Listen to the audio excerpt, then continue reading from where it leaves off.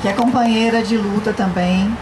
Só que, ainda que eu esteja presente no movimento de mulheres, nesse ponto eu faço um contraponto. Não um contraponto radical, seria talvez o meio termo.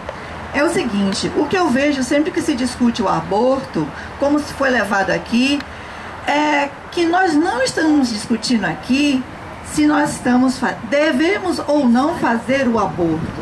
A discussão aqui é crime ou não, tira ou não do Código Penal e coloca o aborto numa questão social para ser resolvida.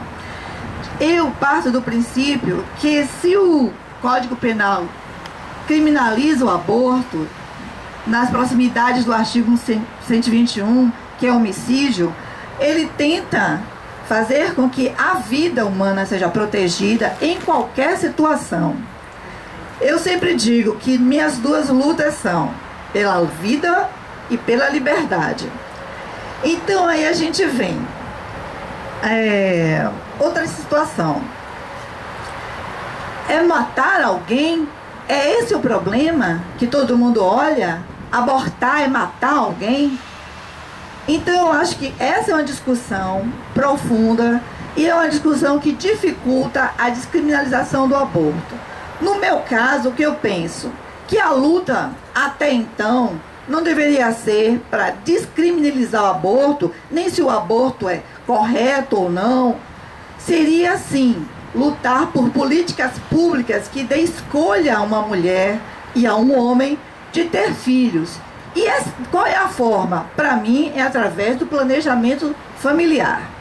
Nós lutamos muito para ter a Lei Maria da Penha. Nós temos a Lei Maria da Penha. E eu digo, o governo deu o apoio necessário para que as casas fossem feitas, para que houvesse apoio psicológico, houvesse apoio social? Não. Então o que eu penso? Que se nós não tivermos uma estrutura bem feita, o que vai acontecer é que nós temos uma população desinformada, nós temos uma população talvez sem formação necessária para que ela possa fazer uma escolha responsável. Será que essa mulher que vai decidir pelo aborto, ela vai ter realmente suporte? Até porque o que nós vimos aqui é que nos casos que o aborto é aceito legalmente, os hospitais não têm aceitado e não têm dado apoio a essa mulher. Então você tendo um filho, gerando um filho anencéfalo, você vai ao hospital e não público ou não, e não consegue fazer o aborto legal. Será que de uma outra forma, na hora que você escolheu fazer um aborto de um feto, um embrião, o Estado vai dar esse apoio? Ou será que nós vamos ter mais gente na fila do SUS procurando saída, procurando... Se hoje você sofre um acidente, você não tem... Se nós tivemos um caso agora de morte no Roberto Santos por falta de cuidados médicos, acha mesmo que nós vamos mudar a consciência desse Estado, mudando leis? Porque isso a gente já tem visto demais. Então eu penso que nós deveríamos começar a lutar pelo planejamento familiar, para que as mulheres nos postos de saúde pudessem ter uma educação sobre métodos anticonceptivos, sobre sua sexualidade. Aliás, não só mulher, como homem também, né? Porque afinal de contas não é só homem que faz o filho. Eu pessoalmente não faria o aborto, mas penso nessas mulheres que têm morrido. Só que eu acho que o caminho para que essas mulheres não morram não é necessariamente tornar a prática uma legalidade. Me fiz entender? É uma palavra... Obrigada. Pronto, respondendo a Lúcia, a questão do aborto ser considerado crime. Como eu tinha falado antes, né? Essa questão sobre o consenso, de onde começa a vida, do que é proteção à vida, se o embrião é considerado um ser humano, se ele já é considerado não só um ser humano, um ser vivo, mas um ser portador de direitos. Isso é algo que varia muito de acordo com cada país, de acordo com cada digamos assim, conjunto de legislação, varia muito. Posso fazer um adendo? Faço adendo. No nosso caso, no caso da legislação brasileira, foi uma luta para as mulheres conseguir pensão alimentícia para o bebê. Enquanto ela estivesse grávida, ela em juízo requerer e ter direito a alimentos. Esse bebê ele já está protegido legalmente, mas o que nós vemos que legalmente o bebê está protegido, ele recebe alimentos, mas é isso que acontece? Pronto, voltando à minha linha de raciocínio, as leis elas variam de acordo com as épocas, de acordo com as concepções jurídicas de cada país. Elas respondem necessariamente à realidade de um determinado local, num dado período do tempo na história. Então, assim, houve épocas em que o aborto era criminalizado em quase todo o planeta. Só que a realidade mostrou que a criminalização não diminuía as mortes de mulheres por aborto inseguro. Porque morriam, os fetos eram eliminados com as mulheres, mas as mulheres iam junto. Então era isso que estava acontecendo. Morriam os fetos e morriam as mulheres. Hoje, as mulheres não vão parar de fazer o aborto, sendo criminalizado ou não. É isso que está colocado. Então, assim, a nossa legislação, ela entende que o ser humano ele passa a ser um cidadão dotado de direitos a partir do nascimento. Não é na vida intrauterina, é a partir do nascimento. Há uma proteção da vida, tudo mais, desde os seus primórdios. Isso também está colocado em algumas leis, mas é considerado humano, pessoa, a partir do nascimento, pelas leis brasileiras. Então, essa pensão alimentícia, por exemplo, ela pode estar sendo relacionada à questão da gravidez, pelas suas necessidades específicas de nutrição, de tudo mais, que é necessário pela mulher para que a gravidez ocorra. Mas, assim, com relação às leis, essas leis variam. Nos Estados Unidos é permitido o aborto em determinados critérios, mas tem estados dentro dos Estados Unidos que proíbem.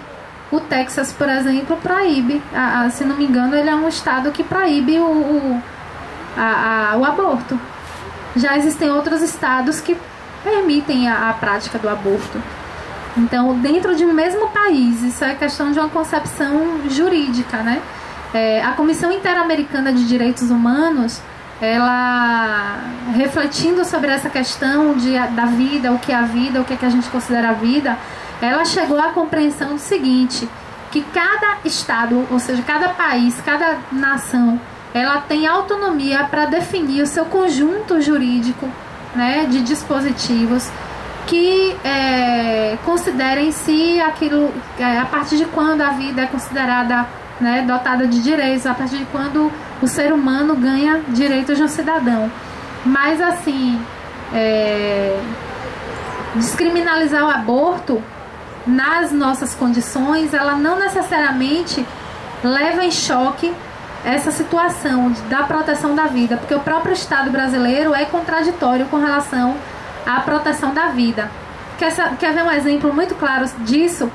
O mesmo Estado brasileiro que proíbe o aborto, que pune as mulheres que abortam, é o Estado que permite, por exemplo, que você defenda a sua propriedade privada, permitindo que você mate uma pessoa que invade a sua propriedade privada, permitindo que você tome meios para defender a propriedade privada, ou permite que você assassine uma pessoa para não ser assassinada. E já tem muitos, inclusive, muitos deputados, muitos políticos, inclusive, que defendem a pena de morte, que ela seja instituída no Brasil. Então, até que ponto mesmo a gente está discutindo o direito à vida, sabe? O direito à vida, ele é para quem e para quê? De acordo com a nossa legislação, de acordo com as, digamos assim, as propostas de novas leis, novas legislações que estão surgindo por aí. Isso é sempre um questionamento. O direito à vida, por exemplo, é considerado na ação da polícia militar, que vai e faz suas ações, atira primeiro para perguntar depois. Ele não é considerado o direito à vida. E a gente está falando da vida de um jovem que já passou pela escola, ou que de alguma maneira o Estado fez algum mínimo de investimento nele. Desde o nascimento ele foi alimentado, ele foi vestido, ele tem redes sociais, né? Não o Facebook não, mas eu tô dizendo, ele tem relações sociais, né? Ele é conectado com pessoas na sua comunidade. Então, e esses jovens estão sendo exterminados. Então, qual o valor da vida? Será que para a questão do aborto tem o mesmo peso para a questão do genocídio da juventude negra? Sabe? Essas coisas a gente questiona. Tem que ter o tino para isso, porque está todo mundo muito preocupado com os úteros e com os ovários das mulheres, mas muito pouco preocupado para a defesa da vida de modo amplo.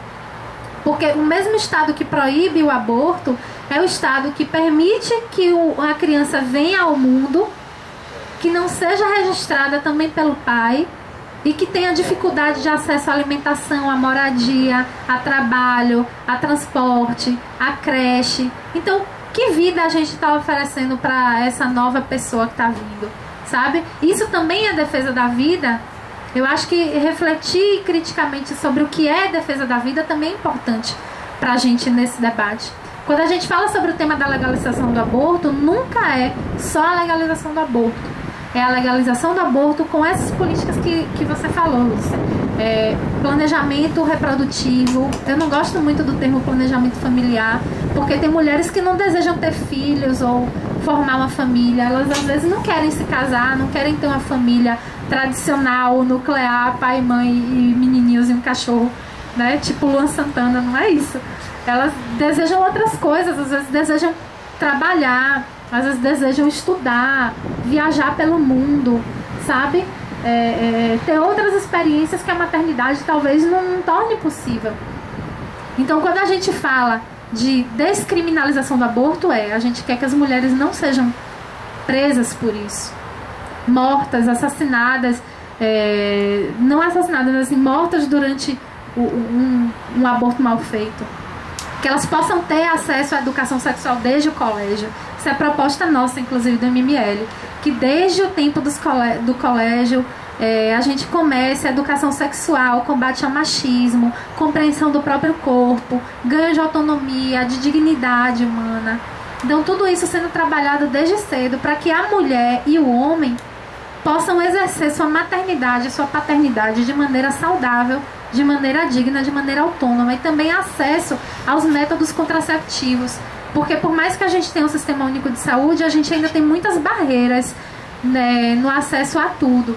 E aí você fala, mas não era melhor fazer isso primeiro para não precisar chegar ao aborto? A questão é que o aborto é uma realidade, ele não vai deixar de existir. Desde a antiguidade ele existe. Tem relatos de práticas abortivas na China antiga. Então, assim, eu acho que desde as eras primitivas, se a gente for procurar, já vai ter alguma coisa falando sobre aborto. Então, é uma prática comum, tá? Correlacionada à vida reprodutiva das mulheres. Aborto, parto, contracepção, são eventos da vida humana, da mulher. É inerente ao ser mulher. Então, assim, não vai acabar com a proibição, ou não vai acabar com a legalização. Independente de qualquer coisa, o aborto vai continuar existindo, porque é uma prática social. E é uma prática social que atravessou tempo, atravessou conjunturas, atravessou eras, atravessou regimes políticos e sobrevive. Na clandestinidade aqui no Brasil, mas sobrevive. Então, não é uma lei que vai dizer, por exemplo, que as mulheres não vão abortar, elas vão continuar abortando. A questão é, a gente quer que elas continuem morrendo ou sendo presas? Essa é a pergunta. E sempre o tripé, educação sexual para fazer com que as mulheres decidam, e os homens também, métodos contraceptivos, né, para poder escolher a hora que você quer engravidar, né, e para poder evitar uma gravidez caso você não queira, e o aborto legal, para a gente poder evitar as mortes maternas. É isso que o movimento tem defendido. Gente, eu vou me inscrever. Assim, né, quem mais quiser se inscrever, está na hora. Bem, mais uma vez respondendo a Silas, eu que passei nas salas, como o Fred disse, nós achávamos que o contraponto viria dos colegas, porque a resposta do sou contra é muito rápida, muito rápida. Inclusive, um colega, né, homem, na hora que eu falei da atividade, ele disse, não, mas eu sou contra o aborto, eu logo lhe dizendo, e ele disparou o processo todo de debate, e os próprios colegas na sala disseram, não, vá lá segunda-feira para falar. E eu fiquei em casa pensando nisso, no que ele tinha falado, dizendo assim, muitos nem sabem mas podem já ter gerado um filho, engravidado uma mulher e ela ter abortado. Ele nem sabe. Então é muito complicada essa decisão, assim, sou contra, ponto.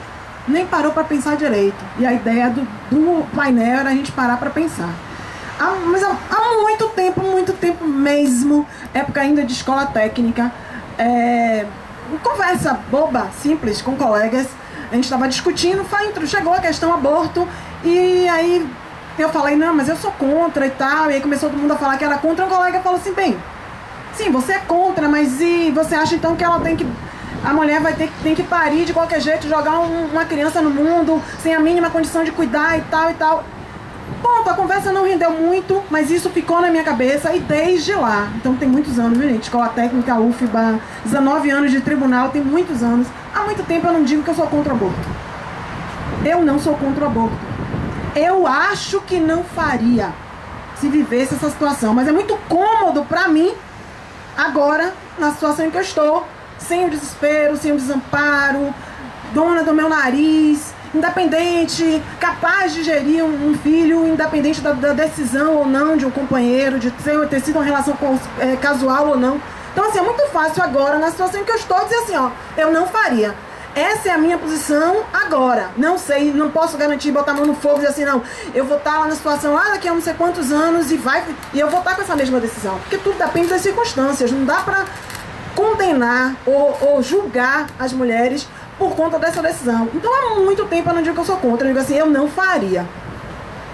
Aprendi a respeitar essas circunstâncias todas, tudo isso que Monique falou, e assim, o que me parece, na verdade, quando as pessoas dizem assim, eu sou contra, tem um feto e tal, que um colega disse assim, o feto deveria estar presente, eu disse, não, você precisa estar lá para levar o contraponto.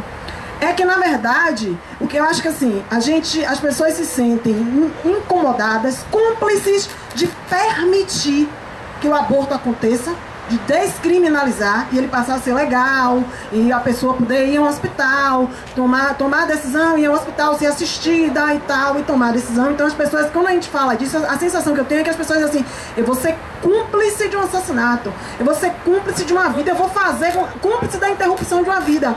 Mas a gente se sente confortável, pelo menos é o que parece, enterrando a cabeça na areia e sendo cúmplice da morte de muitas, milhões, milhares de mulheres no mundo inteiro, todos os dias, por abortos inseguros.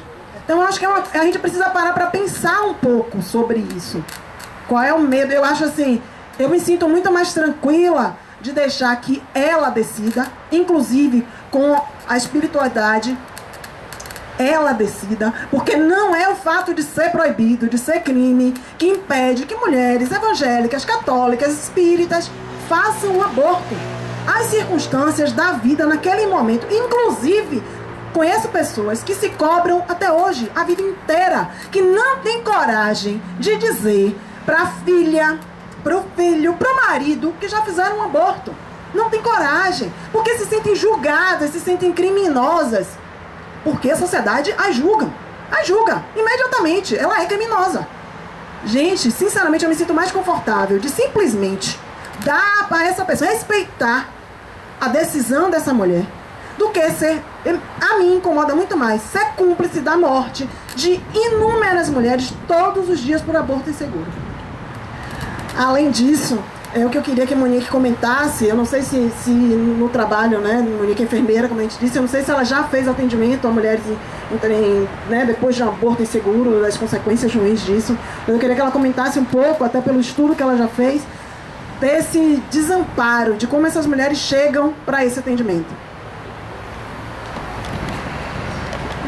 Eu vou passar logo para esse comentário final que você me pediu, porque eu acho que a sua fala já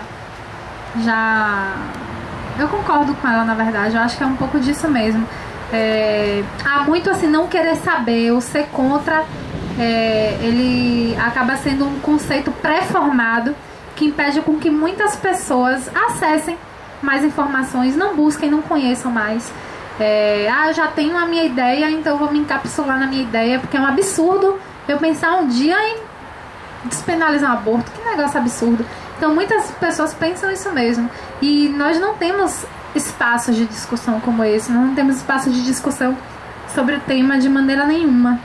Então acontece o que? Ele é totalmente ignorado, ele fica relegado às mulheres, às suas redes pessoais para socorrê-la quando acontece o abortamento. É isso que acontece, ela fica muito sozinha.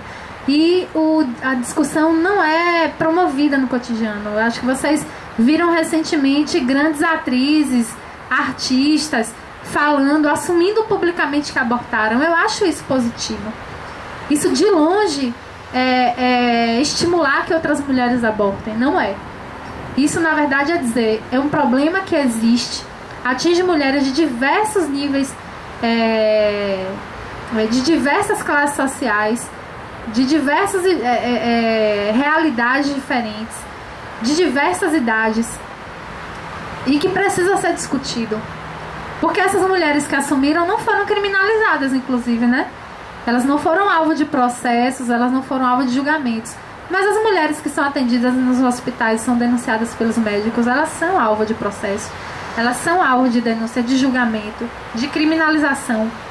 Inclusive, já tem uma pesquisa recente que começa a associar a diminuição da procura das mulheres aos hospitais, às maternidades, por medo de serem maltratadas nos hospitais, nas maternidades. Elas estão começando a não ir. Qual é o problema? Elas continuam fazendo aborto do mesmo jeito que faziam antes, usando Citotec, usando medicações, outras, chás, os materiais que a gente sabe que elas utilizam. Eu não quis trazer essas fotos para cá porque eram muito chocantes. Eu acho que não era o intuito, né? Mas existem muitos métodos assim muito agressivos. Elas continuam usando. Cerca de metade das mulheres que moram nas zonas urbanas usam o Citotec, que é o misoprostol, que ele é um medicamento para úlcera, e ele acidentalmente foi descoberto como uma medicação que causa dilatação do colo do útero e expulsão do embrião, né? E elas usam esse método. Muitas vezes o remédio é vencido, o remédio está alterado, o remédio está numa dose muito alta, muito baixa, ou ele está misturado, ou ele não tem um princípio ativo, está misturado com farinha, está misturado com cal, misturado com tanta coisa. E assim, elas sofrem ainda. Muitas delas têm abortos completos, não precisam ir para o hospital. Mas metade dessas mulheres que usam métodos medicamentosos precisam ir, porque tem hemorragia e tem dor. O que é que acontece? Elas chegam lá achando que vão ser totalmente maltratadas, humilhadas, porque a história que elas escutam das outras mulheres que já abortaram ou que conhecem mulheres que abortaram é que quando elas vão chegar lá é melhor dizer a verdade, porque senão vai ser pior. Então elas acabam falando que abortaram mesmo, que provocaram, porque elas temem mais represálias ainda, pelo fato de ter abortado e pelo fato de ter mentido. Isso na minha pesquisa eu vi bastante. Já tive contato com mulheres que abortaram na maternidade.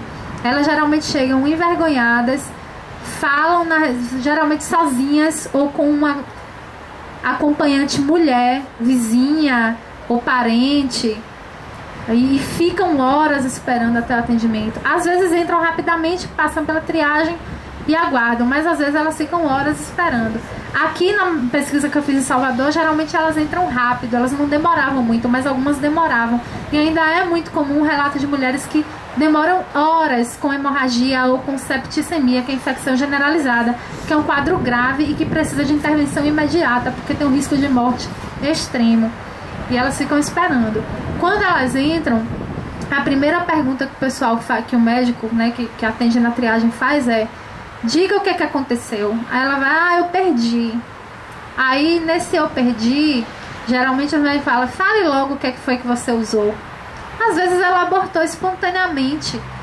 Muitas vezes ela abortou espontaneamente, mas ela é alvo de suspeição do início até o fim. E o médico e a médica e a enfermeira e a técnica ficam perguntando: mas diga aí pra mim, o que é que você fez mesmo? Você fez como? Você usou o quê? Ainda tem muita também curiosidade dos profissionais em saber, porque o tema é tabu e quando chegam em casa eles querem saber, mas é muito comum chegar a casa, então pergunto a todas e é muito invasivo. E elas falam: eu não fiz nada. Então falam: eu usei Citotec, ou eu usei um chá. Elas contam.